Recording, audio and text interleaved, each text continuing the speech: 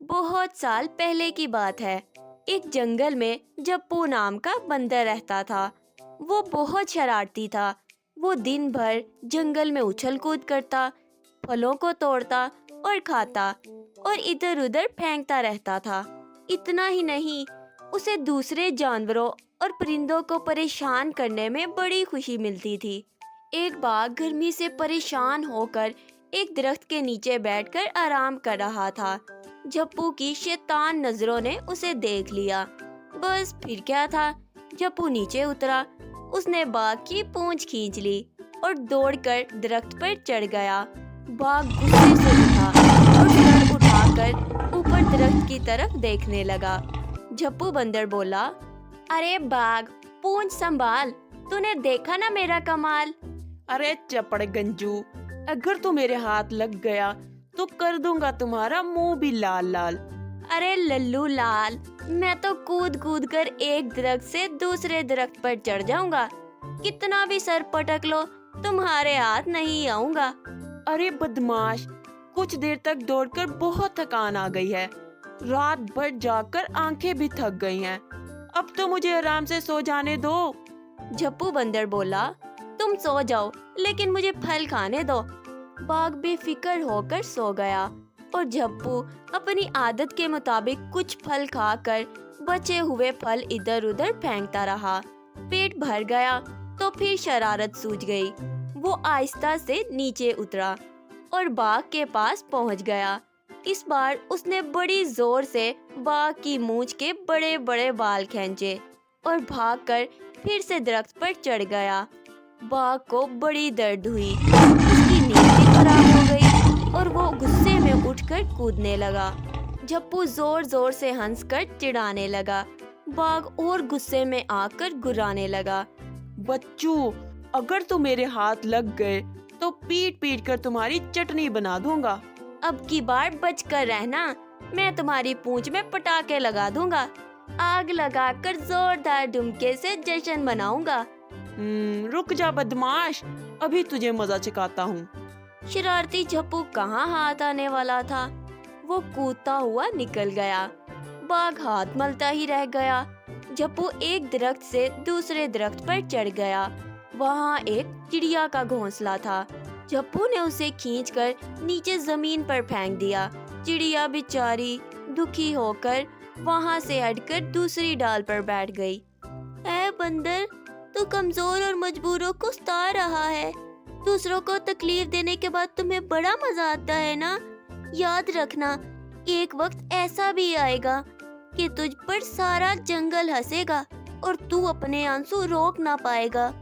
اگر دوسروں کو تکلیف دے کر ان کا مذاق بنائے گا تو ایک دن تجھے اس کا بہت برا پھل ملے گا۔ ارے جا جا، میں تو اپنے من کا راجا ہوں۔ مجھے دوسروں کا مذاق بنانے میں ہی مزہ آتا ہے، اسی میں میرا دن مزے میں گزر جاتا ہے۔ ارے بہن، اس بندر کو نا سمجھانے کا کچھ بھی فائدہ نہیں ہے۔ یہ ایک دن اپنے کیے کی سزا ضرور پائے گا اور اپنے آپ ہی راستے پر آ جائے گا۔ جپو بندر ایک ہرن کے بچے کو ستاتے ہوئے آگے بڑھ گیا۔ لومڑی کو پھل پھینک کر مار دیا۔ آگے چل کر اسے ایک تالاب دکھائی دیا۔ اس نے اس میں پانی پیا اور ڈبکی لگائی۔ اچانک اس کے اندر ایک نئی طاقت آئی۔ وہ پانی کے باہر آیا۔ اس نے ایک درخت کو پکڑا اور ہلایا۔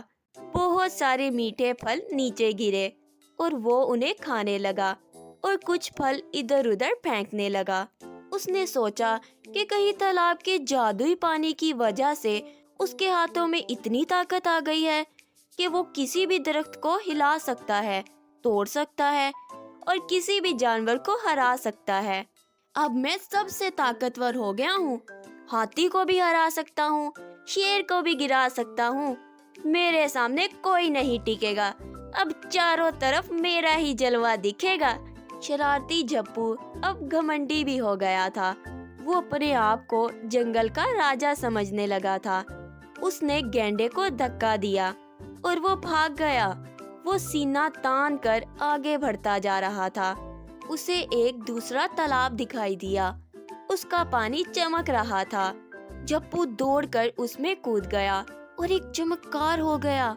उसका जिस्म तो बंदर का रहा, लेकिन मुंह गधे का बन गया। उसकी ताकत कम हो गई, तबीयत भी नरम हो गई। तालाब किनारे खड़ी एक लोमड़ी ने जब उसे देखा तो वो हंसने लगी। लोमड़ी बोली, अरे झप्पू राजा, आप मोंकी से डंकी कैसे बन गए? तू मुझको गधा कह रही है? अभी तुझे मजा चखाता हूँ। तुझे पूंछ पकड़कर पानी में डुबाता हूँ। अरे भैया, तालाब के पानी में गधे की शक्ल है, पहचान लो। अब तो आधे गधे बन गए हो, ये तो पूरी तरह से जान लो। लोमड़ी के साथ भालू और हिरन भी हंसने लगे। दूसरों का मजाक बनाने वाला झप्पू आज सचमुच खुद मजाक बन गया था। झप्पू गधा बना है, देखो, उसके ऊपर पानी तो फेंको। हाथी ने सूंड में पानी भरकर उसके ऊपर फेंका तो वो ढेंचू ढेंचू करने लगा। गधे की तरह परेशान होकर चारों तरफ टहलने लगा। उसकी सारी अकड़ निकल चुकी थी। उसका सारा घमंड और सारी शरारत खत्म हो चुकी थी। अरे झप्पू भैया, अब तो किसी का मजाक नहीं बनाओगे? अब तो ताकत का घमंड नहीं दिखाओगे ना? अब तक मुझसे बहुत भूल हो गई है। सबको सताने की सजा मुझे मिल गई है। अब तो मेरी ताकत भी ढल गई है। गधे की शक्ल और आवाज भी मिल गई है। मुझे माफ कर दो, मुझसे बड़ी गलती हो गई है। अब मैं किसी को परेशान नहीं करूँगा, कभी नहीं सताऊंगा, किसी का मजाक भी नहीं उड़ाऊंगा। ताकत तो रही नहीं, घमंड किस बात का दिखाऊंगा? चलो फिर तो मैं जादुई तालाब में ले चलता हूँ, शायद तुम्हारी किस्मत संवर जाए। हाथ जोड़कर डुबकी लगाते जाओ, लगाते जाओ। बंदर हाथ जोड़कर बार बार डुबकी लगाने लगा। उसने कई बार डुबकी लगाई, लेकिन कोई फर्क नहीं हुआ। वो ठंडे पानी के असर से थर थर कांपने लगा। वो बहुत नाराज हुआ। उसे बड़ी शर्मिंदगी महसूस हो रही थी।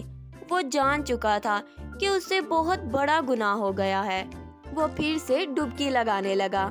मैं जानता हूँ मैंने अब तक सिर्फ गुनाह किया है, इसलिए जादुई तालाब ने भी मुझे माफ नहीं किया। मुझे गधा बनाकर मुझे अच्छी सजा दी है। झप्पू की आंखों में माफी के आंसू आ गए। तब जाकर फिर से चमत्कार हुआ। गधे वाले मुंह की जगह बंदर वाला मुंह आ गया। उसने सभी जानवरों के सामने हाथ जोड़कर माफी मांगी और दूसरों को दुखी करने वाली शरारत छोड़ने का फैसला ले लिया। तो बच्चों, इस कहानी से हमें ये सबक मिलता है कि किसी भी इंसान या जानवर का मजाक नहीं उड़ाना चाहिए। किसी को तकलीफ देकर खुशी हो, वो किसी काम की नहीं, और हमें कभी भी घमंड नहीं करना चाहिए। Thanks for watching. Please subscribe to our channel.